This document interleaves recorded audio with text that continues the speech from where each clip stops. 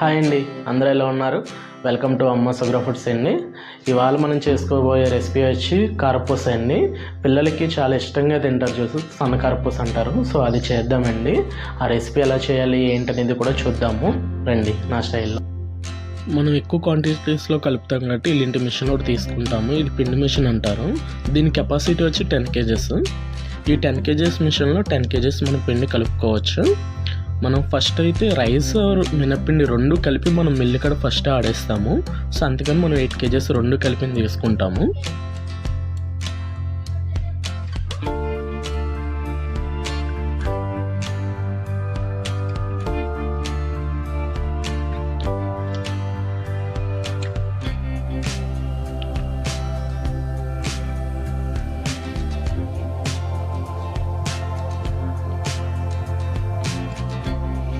ఇప్పుడు మనం శనగపిండి కూడా వేసుకుంటాము.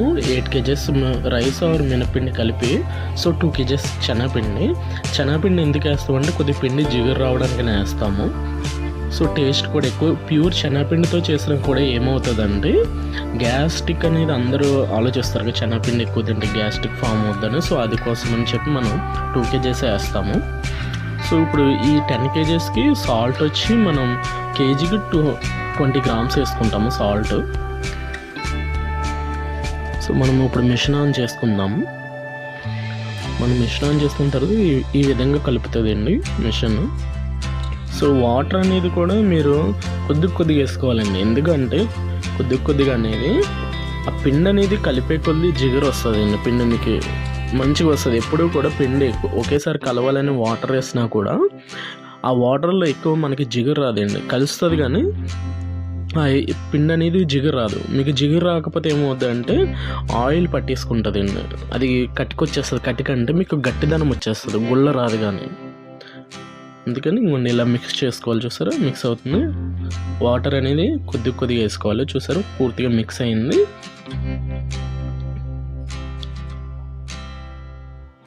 మనకి ఇదిగోండి పిండి అనేది ఇలా ఉండాలి, ఇలా టైట్గా ఉండాలి. కొద్దిగా జిగురు అనేది కూడా ఉండాలి. అప్పుడు మీకు ఏమవుద్దంటే ఆయిల్ పట్టుకోదండి. మ్యాక్సిమం మీకు అర్థమయ్యేలా చెప్పాలంటే 70% ఆయిల్ పట్టుకోదు, ఒక 30% అయితే ఆయిల్ పట్టుకుంటుంది. సో ఇలాంటి బాండీలో మనం తీసుకోవాలండి పెద్దది.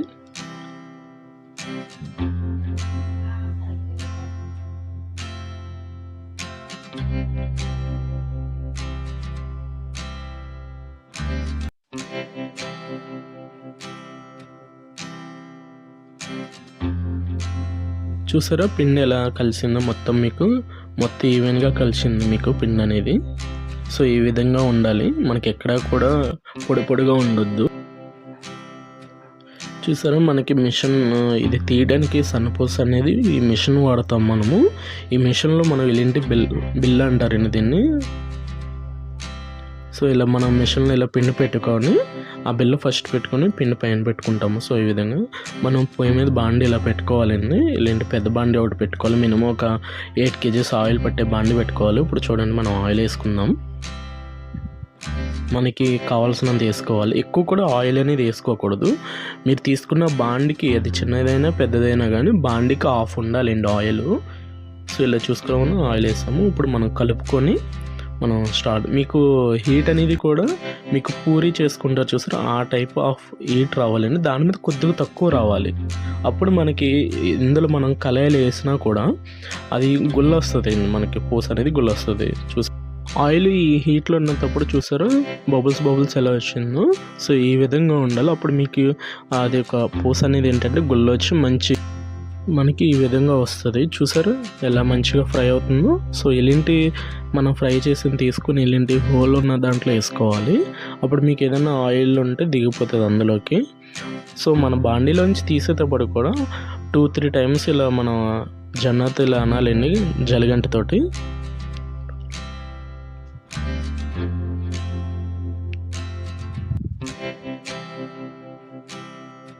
మనం ఈ విధంగా మనం అనుకోవాలి. సో ఇలా అనుకున్నప్పుడు ఆయిల్ ఏమైనా ఉంటే కిందకి దిగుతుంది బాండీలోకి.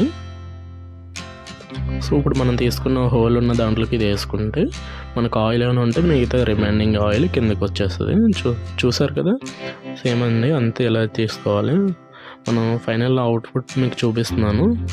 సో ఈ విధంగా మనం తీసింది 10 kgs అండి. చూసారు అంతా ఒకటే కలర్ వచ్చింది ఈవెన్ కానీ. సో ఈ విధంగా ఉండాలి. మీకు కారపూస చాలా గుళ్ళు వచ్చి చాలా బాగా తింటారండి, చిల్డ్రన్స్ అయినా పెద్దవాళ్ళు అయినా కానీ. సో ఈ విధంగా మనం కరివేపాకు కూడా వేసుకొని మంచిగా మీరు ఫ్రై చేసుకుంటే ఆ ఫ్లేవర్ కూడా పట్టుకొని ఇంకా బాగుంటుందండి. ఈ విధంగా మీరు ట్రై చేసి నాకు కామెంట్ చేయండి ఎలా వచ్చిందో. సో చూసారు కదండి మనం ఐటమ్స్ ఎలా చేసామనేది. సో ఈ విధంగా ఈవెన్గా చేసుకోవాలండి. కరెక్ట్గా మనం క్వాంటిటీస్ వేసుకొని నీట్గా చేసుకోవాలండి ఐటమ్. ఏమాత్రం ఫ్లేమ్ ఎక్కువ పెట్టుకోవద్దు, తక్కువ పెట్టుకోవద్దు. సో ఈవెన్గా పెట్టుకున్నప్పుడు ఏంటంటే మనకి ఐటమ్ అనేది మంచిగా వస్తుందండి. పిల్లలకు కూడా చాలా ఇష్టంగా తింటారండి. మీకు మ్యాక్సిమం కుదిరితే ఇంట్లో చేసుకునే వాళ్ళు అయితే బటర్ వేసుకోండి. బటర్ వేసుకోవడం వల్ల ఇంకా స్మూత్గా వస్తాయండి మురికీలు అనేది కానీ, సో కారపూస అయినా కానీ ఏదన్నా కానీ మీకు మంచిగా వస్తాయి. సో క్వాంటిటీస్ అనేది మాత్రం ఖచ్చితంగా మర్చిపోవద్దు. మీకు నచ్చినట్లయితే ఛానల్ని సబ్స్క్రైబ్ చేయండి, లైక్ చేయండి ప్లీజ్. ఎందుకంటే నెక్స్ట్ వీడియో మీకు చేయాలంటే నాకు మరింత సపోర్ట్గా ఉంటుందండి. సో ఏ ఒక్కరు కూడా మర్చిపోవద్దు. సో ఓకే, బాయ్ అండి.